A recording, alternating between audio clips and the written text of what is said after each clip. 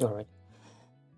Hello, everyone. Welcome to another episode of our series titled Editing Your Images Live. So, on today's video, we are basically going to be editing this image that you are seeing on my screen, and I want us to play with this image and see what we can be able to create today. So, without saying too much, I think we should just jump ahead into editing this image. So, as usual, the first thing we are going to do for this image, we are actually going to crop our image to 4 by 5 aspect ratio. But before we do that, I think we have to remove the distractions here, like the umbrella, anything that is not her, and the backdrop. So to do that, let's first duplicate our image, because I always like to keep my original image so that I can be able to reflect back and see my original image and see the changes that I have made so far on the image. So I press Command on Mac or Control on Window plus J, and we have another new layer here above our background layer. So what we are going to do is we are going to select any of our selection tool. You can select rectangular marquee tool, you can select your polygonal lasso tool, any of the tool you want. You can just be able to select and make use of it to select anything you want to remove on your image. So as you can see, here's our distractions removed. So what we are going to do is we are going to go back to selection here, and then okay, let's just use generative fill and generate and remove the distraction on the background. Because we are using Photoshop 2026, so we have privilege of generative fill, so we can use Firefly to fill these distractions easily. So as you can see, it's loading. We are waiting for it to give us options as usual. Then we select from which of the options we would like to choose among the 3 options that it's going to present to us. So let's wait for it.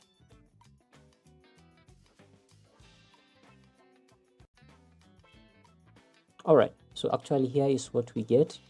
I'm not really pleased with the final outcome of the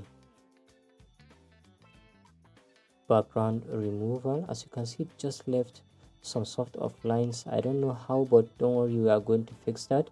So what you are going to do is let's have another solid layer on top by pressing Command Control Shift E.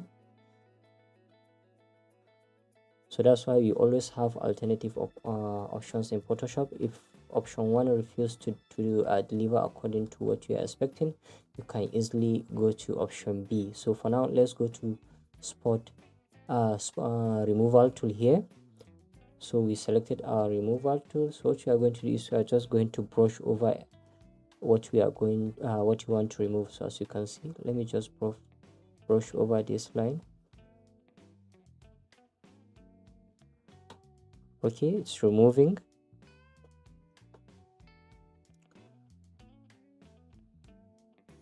Is it my computer that is running today, or it's the network? Because it's using the online server to simply remove the distraction that we are selecting. So please, let's exercise patience. All right, look at how it did an amazing job over there. So let's also remove this area. So don't stick to don't limit yourself to one option while you are working in Photoshop. For anything that you want to do in Photoshop, there is always a plan B for that. So as you can see, we went ahead for the generative fill, and then it failed us. Sure, it did something, but it failed to deliver exactly how we are expecting. And then I jumped to removal tool, and look at how it successfully did the job for us over here. So I think the last thing we are going to remove here is this just little distraction, like a white spot below our image. So So after that, the next thing we are going to do is we are just going to crop our image to 4:5 aspect ratio, as it is the default aspect ratio for social media. So either you are posting it or your client is posting it in social media. So final all our image are directly going to social media. So it's always better if you go ahead and crop your image according to social media aspect ratio, that is 4:5. So as you can see, I think I'm pleased with the framing that I'm seeing on my screen. The only thing that we are going to fix now is this negative space by the right hand side of our image. So what we are going to do is, before we click OK, we are just going to click on here, and then we click on generative expand, and then we click the tick here, and then what Photoshop will do, we just generate and fill the negative space that we are seeing over here on the right side of our image. So let's wait and see what's going to do. It failed. Don't forget, there is always second option. We can do content aware. We can use any of the alternative we have inside of Photoshop. Look at how it did amazing job over here. I'm okay with what I'm seeing already, but it gave us 3 different varieties, but I'm already pleased with what I'm seeing from option 1. So let's just stick to the option 1, and then what we are going to do is we are just going to merge our layer to merge all these layers that we created trying to fix our background. So from the generative expand at the top and down to the layer 1 below. So I click on the generative expand layer, and then I hold my shift and click on the layer 1 just above our background layer below, and look at how it selected all the layers in between, which are 4 layers. So I would just right click, and then I go to merge layers. So let's do before, after, before, and after. So the next thing we are going to do is we are just going to do a quick frequency separation on our image. So we are just going to zoom our image, but before we go ahead and start doing frequency separation, since she is having some spots on her face, we are just going to select our spot healing brush tool, and then we gradually remove the spots on the face of our model, as you are seeing. So even for this, you don't necessarily need to use spot healing brush tool. You can use clone stamp. You can use any of the tool that you feel work best for you.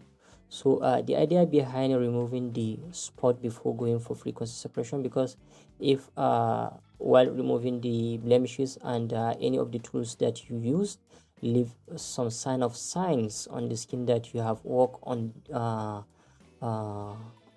some certain areas trying to remove spots on her face, frequency separation will eventually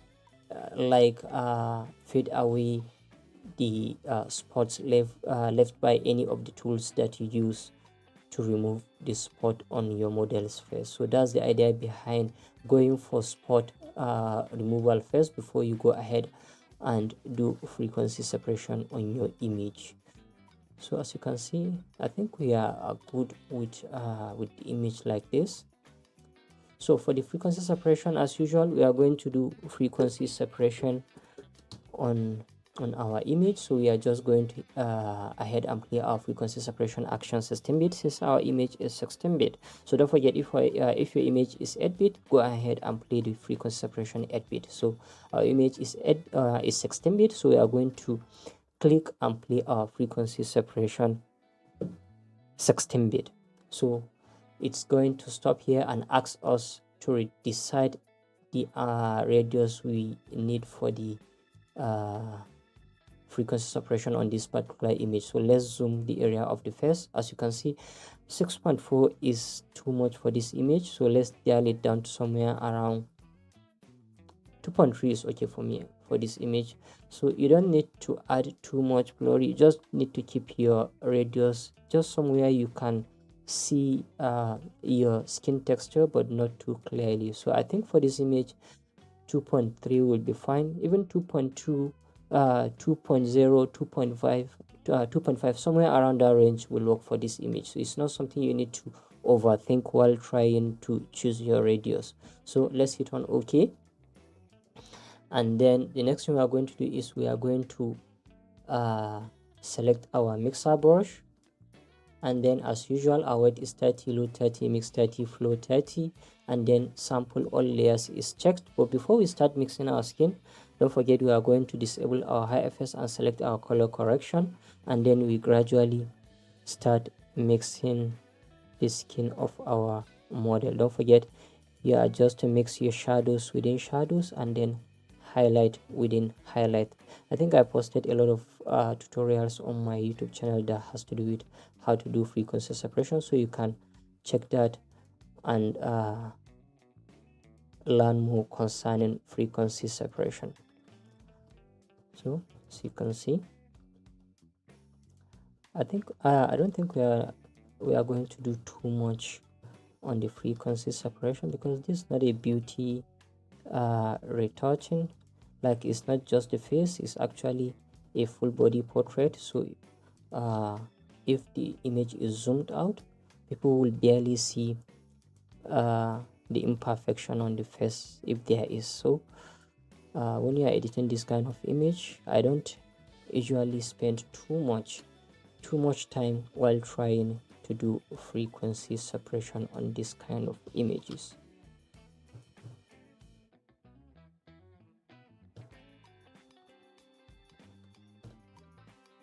So you can see. So let's go back to the face and check back our high FS and do before, after, before and after. So after mixing our skin, the next thing we are going to do is we are going to still make sure we are selecting our color correction layer, and then we select our eraser tool and erase the parts where mixer brush must have touched. So you don't necessarily need to clearly see the effect that it has touched these areas like the eyebrow, like the eyes, like the lips. We don't need the effect of mixer brush around these areas. So we are just going to use our brush, our eraser tool, and clean these areas. Okay. All right, so I think I'm good with what I'm saying already. Let's close the frequency separation action layer and again do before, after, before and after. So after frequency separation, the next thing we are going to do for this image, we are still going to create another stamp visible layer above our frequency separation layer here. So we are going to press Control dash on Windows, Command on Mac, plus Alt Shift E, and then we have a new solid layer above our frequency separation layer. So selecting the layer above, what we are going to do is, before we even go do anything, we have to duplicate the layer again so that we have another copy. So selecting the unchecking the one above and selecting the one below, what we are going to do is we are going to select our selection tool over here, and then we go to select subject. But before we click on select subject, let's select the drop down icon here and make sure we are selecting cloud, because it gives us better result compared to the device. Because as I usually say, the cloud option use the online servers and give you better result compared to the device option. And then we click on select subject, and then we wait for Photoshop to analyze the image and properly select our subject for us. As you can see, look at how it did an amazing job by selecting our subject. So let's zoom and see if there is any areas that we need to fix. Then we use our selection tool and manually fix the selection around the areas. So you can see it did an amazing job. I don't think there is any areas that is left for us to work on.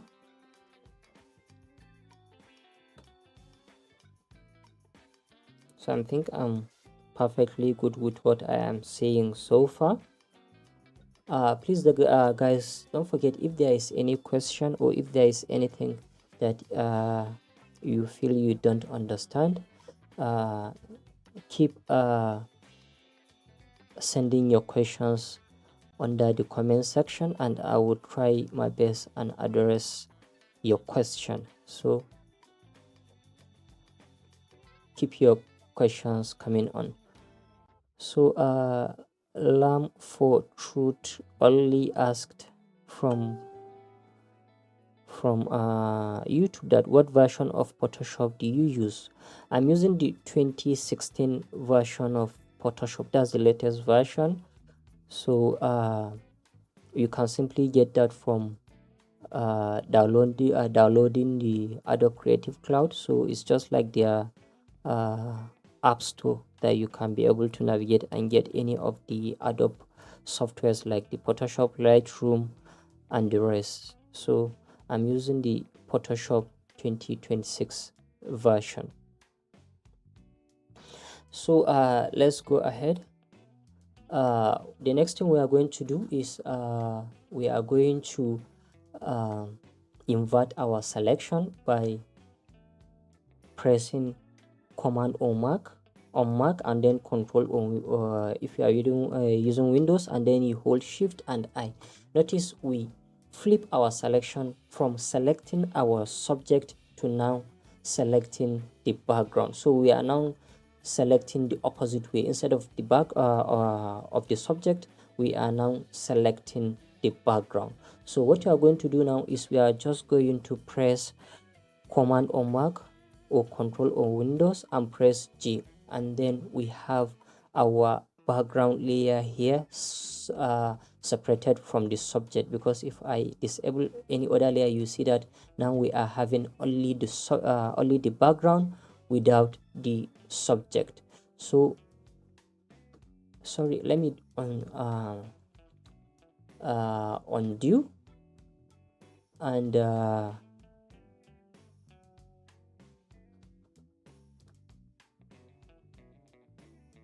yes, sorry, let me redo.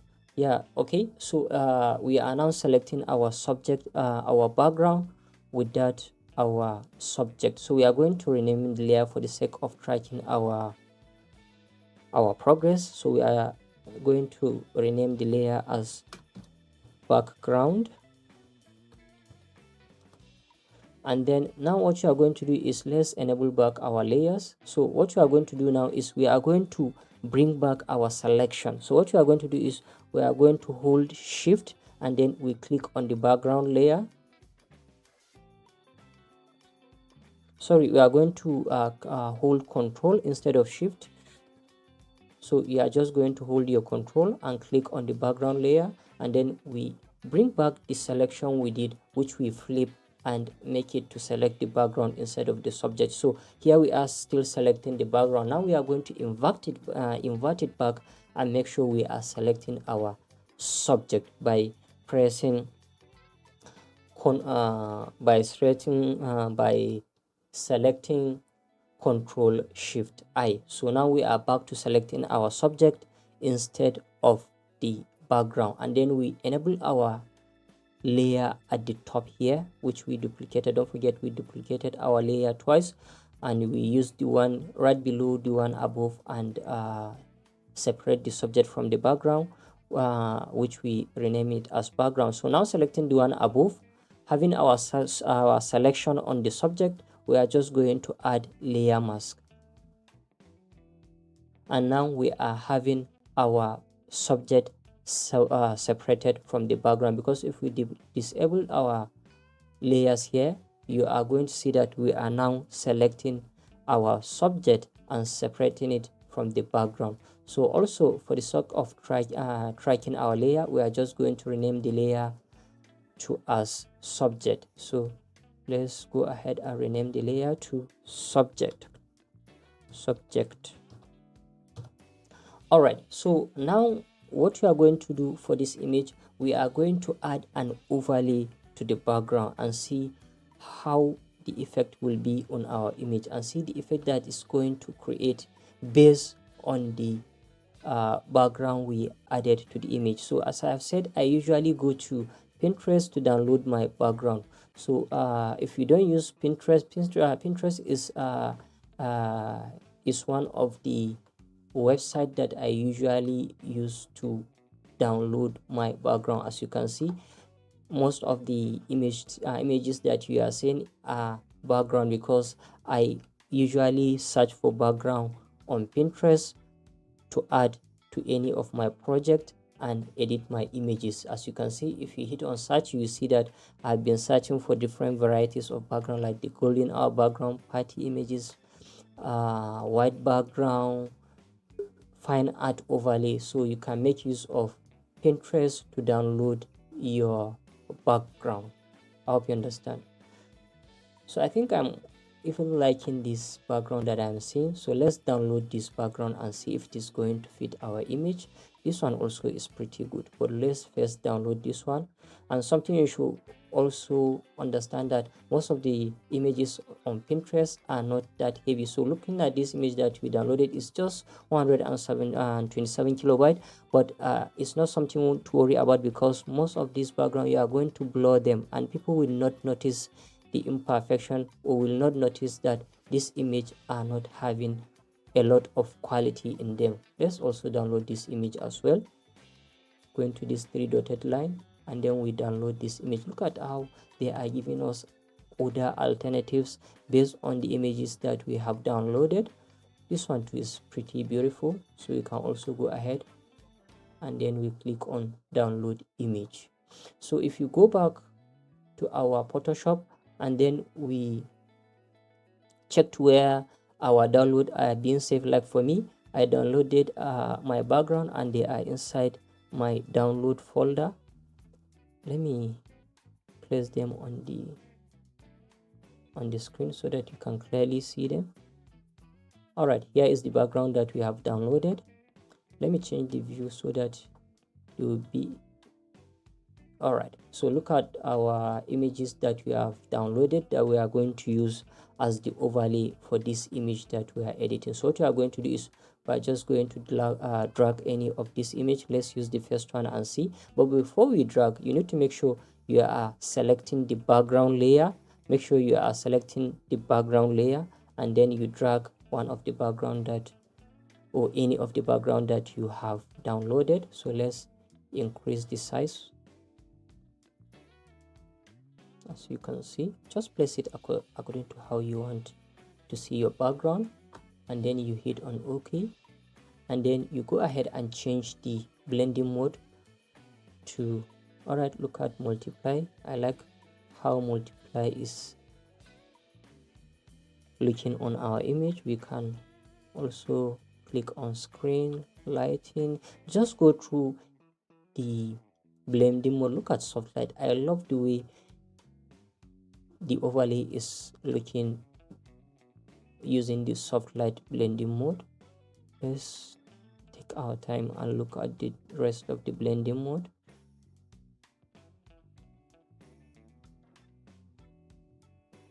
As you can see, okay, I think we are going to make use of let me see again. I'm even confused. I don't even know which one I'm going to use. Okay, let me make use of the overlay. All right, so here is the overlay. Here's our before, and after. But something is a bit off. I don't want to have the effect of the overlay to be too visible around the leg of my subject. So what I'm going to do is I'm just going to add layer mask on the overlay layer here. So I'm just going to make sure I'm selecting the overlay and then click on layer mask, and then I'll go over and select my gradient tool over here, and make sure I'm selecting the transparent option. So under the basic folder, here it is, in between from transparent to the any foreground of your brush tool. So if I toggle to white, you will see that it changed from transparent to white. But we are going to make use of the black foreground. That's black because we are going to hide the areas below our model. So let's just gradually click. Okay, I don't like, sorry, let me zoom out a bit. Gradient tool, and then we are going to make sure we are not selecting the reverse option here. So I disable the reverse. So if we gradually click, look at how we are recovering our original background of our image before we added the overlay. Let me undo. I'm not pleased with how it's looking. So always, if you are working on an image, take your time and make sure you are pleased with what you are seeing. All right, so after we undo, let's also select our gradient again, making sure we are using the foreground black, and then I just need a slide. All right, somewhere around here is fine. So I'm okay with it, and then I'm going to select my move tool, selecting my overlay. What I'm going to do is I'm just going to add some level of blurry to the overlay, because if you disable the overlay, you notice that our background is a bit blurry. So we are going to make sure we are still having that level of blurry on our background. So selecting our background, we are going to select on, well, we are going to make sure we go over to filter, and then we add, let's add tilt shift, since we are seeing the legs of our subject. But if there's something around the waist or knee, I think I'm just going to use Gaussian blur. So basically why I'm using tilt shift, because I want to make sure I'm not having like any level of blurry around her leg, because from where this circle is where your focus is, because around this, between these two solid lines where this circle is, these areas are always sharp because they represent where your focus is while trying to take your image. So wherever you place your focus point is where that always stays tacked sharp. There is no blurry around that area. So while shooting this image, the focus is on our model, which means the focus lies around where she is standing. So we are going to place the circle just around her leg. So from the dotted line upward is where our blurry gradually increase. So the more we move up, the more intense the blurry on the background increases. I hope you understand. So we are just going to increase our blurry, as you can see.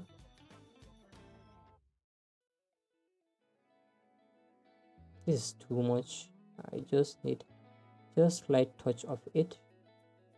Okay, let me just keep it somewhere around 25.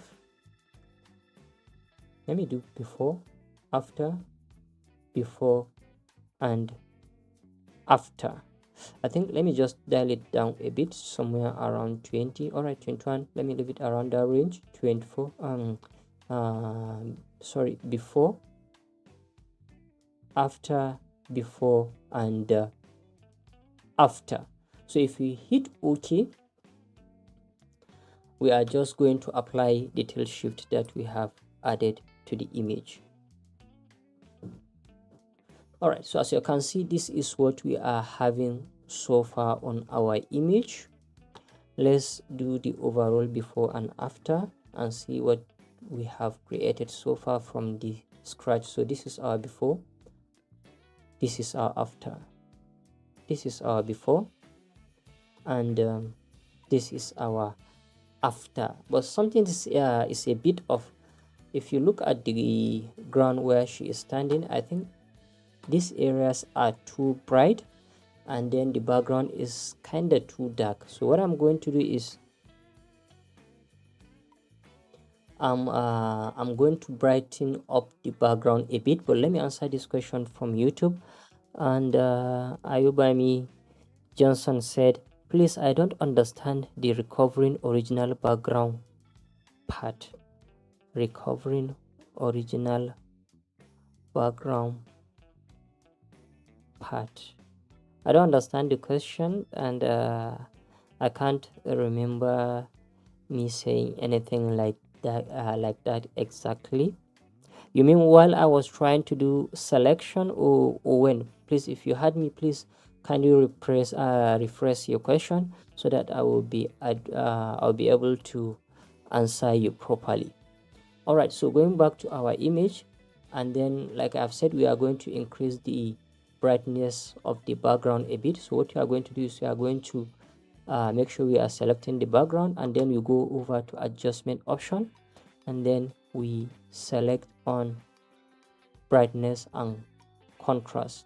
So what you are going to do is you are going to clip the effect of the brightness and contrast to the background by selecting this clip icon here. Notice it created an icon that is facing the overlay, which means whatever we did on this brightness and contrast layer, it will only affect our overlay here. So we are just going to increase the brightness a bit, as you can see.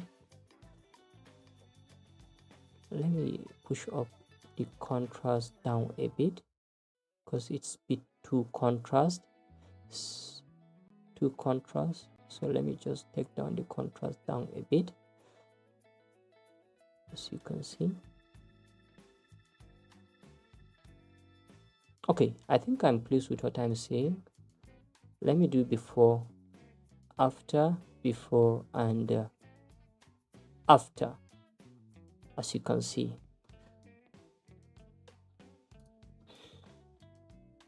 Let me see the image. All right, for me, I'm pleased with what I'm seeing so far. I can personally, for me personally, I can just go ahead and export the image so that I won't overdo the editing.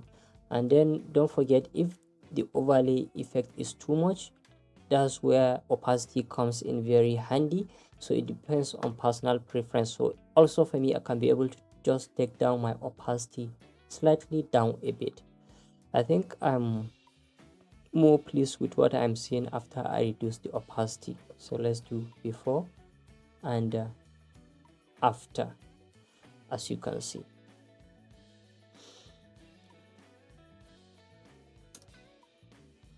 So I think I'm done editing this image, and I don't think I will add anything. Please, you guys, if you have any question, Ayuba me, I'm still waiting for your response. If you can still hear me, if you still have if there is anyone that is having any question, please kindly go ahead and ask your question.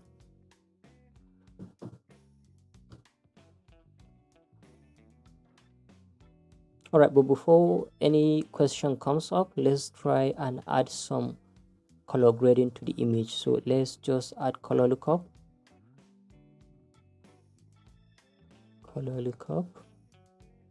add loads.